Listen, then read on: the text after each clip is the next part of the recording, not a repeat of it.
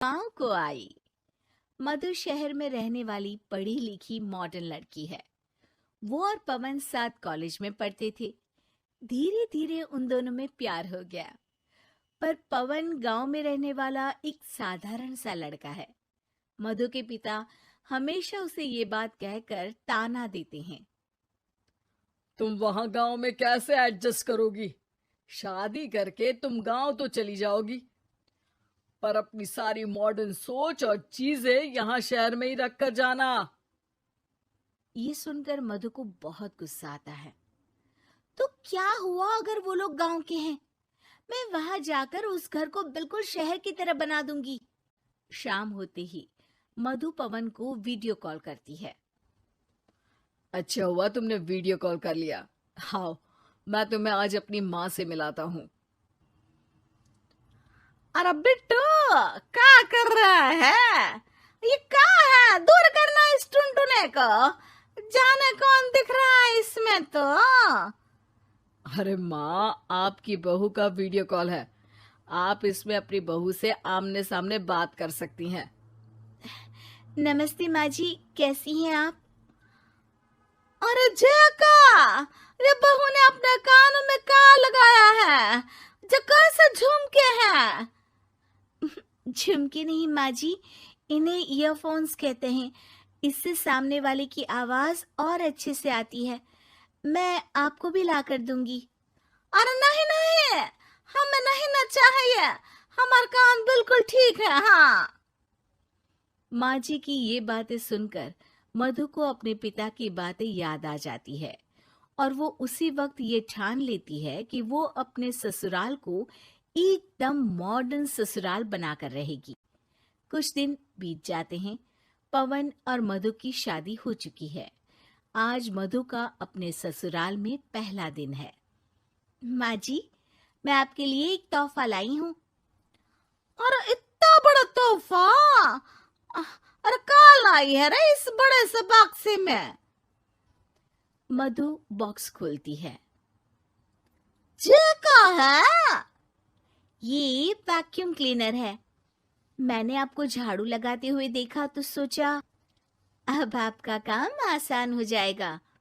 अरे वाह बहू वाह, तूने मुझे झाड़ू लगाते हुए देखा तो तू मेरा हाथ से झाड़ू लेकर खुद भी तो लगा सकती थी ना।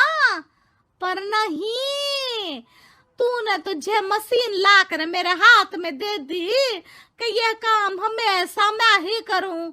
ये आजकल की शहरी छोरियां बिल्कुल नहीं बदलेगी।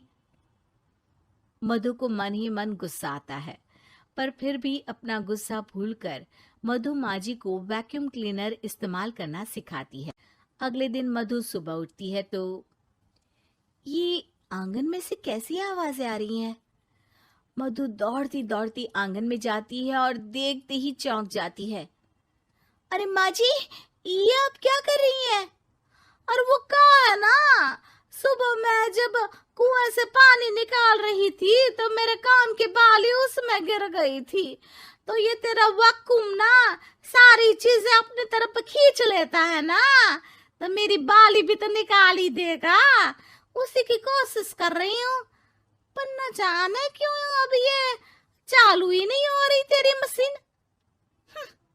अब वो चालू होगी भी नहीं, पर अब कुएं में से पानी निकाल क्यों रही थी? अरे कमाल करती हो ना बहू।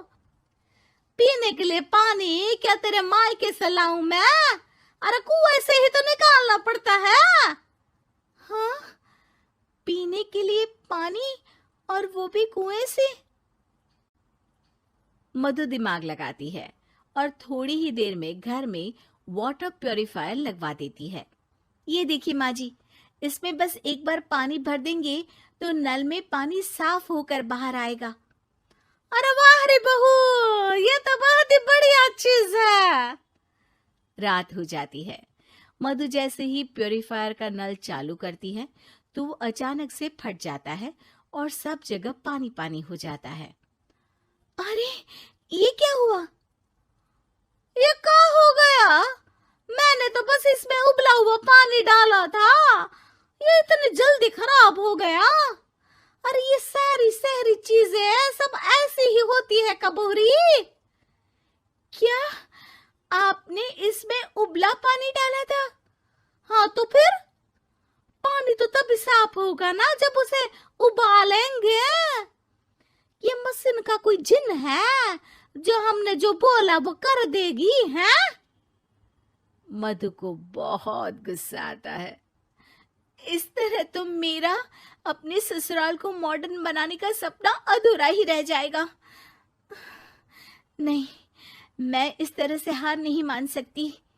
थोड़े ही दिन में मधु पूरे किचन को मॉड्यूलर किचन में बदल देती है। अरे वाह बहुआ, इतनी सारी अलमारियां! माँ जी मॉड्यूलर किचन देखकर बहुत उत्सुक हो जाती है। ये बक्सा का है। बहू ने शायद गलती से इसे यहाँ रसोई में रख दिया है, पर है तो ये बहुत ही बढ़िया। अगले दिन सुबह, अरे मायरी क्या हो गया? मैं तो बर्बाद हो गई, मेरी सारी पूंजी जलकर राख हो गई। हे राम, अब मैं क्या करूं? माँ जी की रोने की आवाज सुनकर मधु दौड़ी दौड़ी किचन में आती है और इतना धुआं देखकर घबरा जाती है। ये सब कैसे हुआ माँ जी? ये आग कैसे लगी?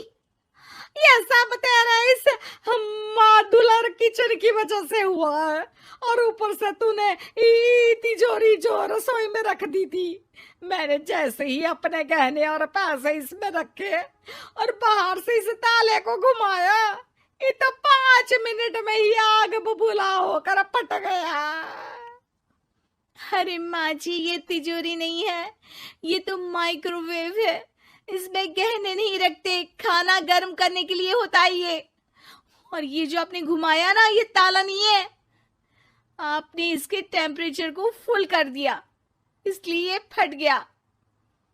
माँ जी और जोर जोर से रोने लगती है।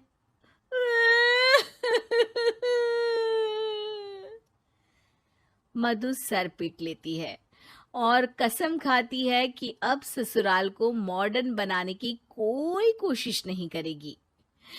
मुझे माफ कर दीजिए माँ जी, आप जैसी हैं वैसी ही ठीक है। मधु को अपने पिता की कही बात याद आ जाती है और मधु वापस घर और किचन को पहले जैसा ही कर देती है।